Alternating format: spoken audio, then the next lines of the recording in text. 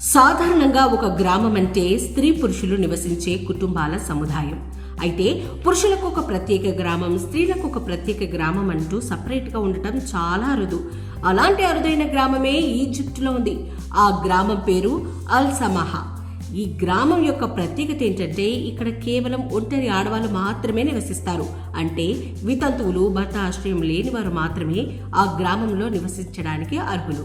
ఆ గ్రామానికి చట్టబద్ధత కల్పిస్తూ ఈజిప్టు ప్రభుత్వం ఎన్నో మౌలిక వసతులను ప్రవేశపెట్టింది.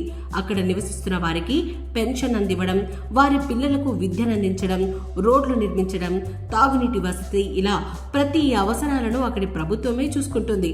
అయితే అక్కడ నివసిస్తున్న మహిళలు మళ్ళీ పెళ్లి చేసుకున్నా లేదా పురుషుడితో సంబంధం కొనసాగించినా వారికి లభించే అన్ని రకాల సౌకర్యాలను ప్రభుత్వం రద్దు చేస్తుందట. ఇప్పటి వరకు ఆ గ్రామంలో 500 నుంచి 600 మంది వితంతువులు నివసిస్తున్నట్లు నివేదికలు చెబుతున్నాయి.